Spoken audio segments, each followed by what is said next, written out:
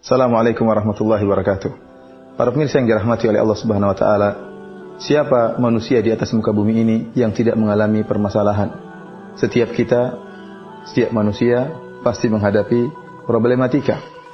Ada yang diliputi kesedihan karena memikirkan kekurangan hartanya. Ada yang diliputi dengan kesedihan karena memikirkan hutang yang bertumpuk-tumpuk. Ada yang diserang dengan kegundah gulanaan karena mengharapkan anugerah anak yang tidak datang-datang. Dan ada juga yang bersedih karena merasakan penderitaan penyakit yang tidak kunjung sembuh-sembuh. Setiap kita pasti ada permasalahan yang kita hadapi. Dan banyak orang yang mencari solusi dari problematika yang ia hadapi. Tentunya tidak mengapa manusia harus berusaha untuk menghilangkan kesulitan yang dia hadapi. Dia harus berusaha. Akan tapi solusi yang paling utama yang terkadang dilupakan oleh seorang mukmin adalah solusi doa. Doa merupakan solusi yang pertama, bukan solusi yang terakhir, bahkan dia adalah solusi yang pertama sebelum usaha yang lain dilakukan. Bukankah para ulama menyatakan bahwasanya doa silahul mukmin? Doa adalah senjata orang mukmin. Dia bukan senjata terakhir, tetapi dia senjata pertama yang harus digunakan pertama kali. Yakin bahwasanya segala problematika, segala masalah, jika Allah berkehendak, Allah hanya mengatakan kun fayakun, maka hilang dengan sekejap mata. Bahkan solusi yang terbaik, doa yang tulus yang diucapkan seorang hamba dalam waktu beberapa menit, keluar dari hatinya yang sangat dalam, bisa menghilangkan problematika yang mungkin dia telah alami selama waktu yang panjang. Lihatlah bagaimana para anbiya, mereka berdoa kepada Allah Subhanahu wa taala. Mereka para anbiya, orang-orang yang soleh, juga diuji oleh Allah Subhanahu wa taala, juga mengalami problematika, juga mengalami kesedihan. Lihatlah Nabi Ayub alaihissalam yang pernah diuji oleh Allah Subhanahu wa taala dengan penyakit.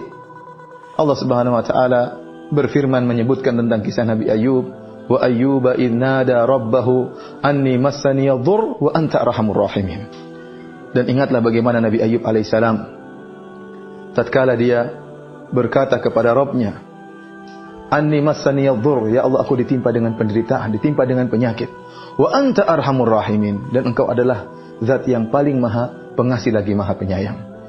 Suatu kalimat yang keluar dari Nabi Ayub alaihissalam dengan doa yang tulus dari hati yang dalam, Allah hilangkan penyakit yang dia alami bertahun-tahun. Fastajabna lahu fakashafna ma bihi min dhur. Kata Allah Subhanahu wa taala, kami kabulkan permintaannya dan kami hilangkan penyakit yang dialaminya. Lihat, satu doa namun keluar dari hati yang tulus bisa menghilangkan permasalahan yang lama yang dihadapi oleh seorang muslim. Demikian juga Allah sebutkan tentang Nabi Yunus alaihissalam. Ya, wa dhannuni idh dhahaba mughadiban fadhanna an lan naqdir alayhi fanada fi adh-dhulumati alla ilaha illa anta subhanaka inni kuntu minadh dhalimin. Nabi Yunus alaihissalam tatkala ditelan oleh ikan paus, kemudian dia tenggelam dalam 3 kegelapan. Kata Allah Subhanahu wa taala, fanada fi dhulumat, beliau menyeru dalam kegelapan-kegelapan. Beliau berada dalam kegelapan perut ikan paus, berada dalam kegelapan malam, dan berada dalam kegelapan lautan. Siapa yang bisa menyelamatkannya kecuali Allah Subhanahu wa taala? Fanada fi dhulumat alla ilaha illa anta subhanaka inni kuntu minadh dhalimin. Maka Nabi Yunus kemudian mengatakan, la ilaha illa anta, ya Allah tidak ada sembahan yang berhak kecuali disembah kecuali Engkau ya Allah. Inni kuntu minadh dhalimin, aku termasuk orang-orang yang berbuat zalim. Maka apa kata Allah Subhanahu wa taala? Fastajibna lahu, kami pun mengabulkan doa Nabi Yunus alaihissalam. Wa najjaynahu minal gham wa kadzalika nunjil mu'minin, dan kami selamatkan dia dari kesedihan. Kemudian Allah tutup firman-Nya dengan mengatakan wa kadzalika nunjil mu'minin, dan demikianlah kami selamatkan orang-orang yang beriman. Artinya apa? Ini keselamatan ini bukan hanya khusus kepada Nabi Yunus alaihissalam, tetapi juga kepada kaum mukminin. Makanya Allah tutup ayatnya dengan mengatakan wa kadzalika nunjil mu'minin. Demikianlah kami selamatkan orang-orang yang beriman. Artinya ini penyelamatan ini bukan khusus buat Nabi Yunus alaihissalam. Allah sebutkan lagi dalam surat yang sama, dalam surat Anbiya, tentang Zakaria. Wa Zakaria iznada rabbahu rabbi la tadharni fardan wa anta khairul warithin. Tatkala Nabi Zakaria berdoa, ya Rabbku, jangan kau biarkan aku sendiri. Nabi Zakaria ingin punya anak. Wa anta khairul warithin. Nah, Allah yang akan memberikan ya anugerah anak. Maka dia berdoa kepada Allah Subhanahu wa taala, Allah kabulkan permintaan Nabi Zakaria alaihissalam. Saya ingin mengajak para pemirsa sekalian untuk merenungkan bahwasanya doa merupakan senjata yang pertama, bukan senjata yang terakhir. Bukan berarti saya mengajak para pemirsa untuk tidak berusaha, usaha terus dijalankan. Allah memerintahkan kita untuk berusaha, Nabi SAW memerintahkan untuk berusaha. Tetapi doa merupakan senjata yang pertama. Dan jangan pernah kita meremehkan doa. Doa sering mendatangkan keajaiban.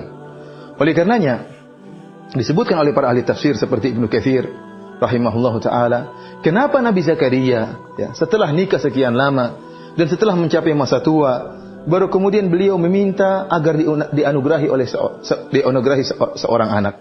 Kenapa? Karena Nabi Zakaria melihat keajaiban yang terjadi pada Maryam binti Imran.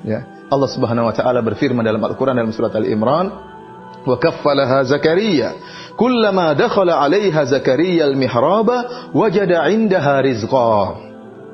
Jadi Maryam dipelihara oleh Zakaria. Tatkala Zakaria masuk di kamarnya Maryam atau di mihrabnya Maryam, wajada indaha rizqa. Zakaria mendapati ada rizki yang Allah berikan kepada Maryam.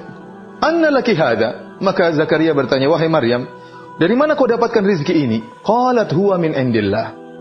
Kata Maryam, ini semua dari sisi Allah Subhanahu wa taala. Padahal Maryam tidak keluar dari rumahnya. Seharusnya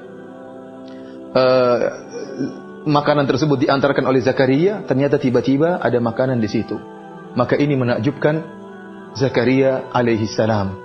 Ternyata bisa datang rizki, dan rizki yang datang pada Maryam rizki yang menakjubkan. Disebutkan para ahli tafsir, Allah memberikan dia buah-buahan yang tidak muncul kecuali di musim panas, Allah hidangkan di musim dingin. Dan sebaliknya tatkala musim panas, Allah hidangkan buah-buah yang tidak tumbuh kecuali di musim dingin. Dari situ kata Allah, hunalika da'a Zakaria rabbahu.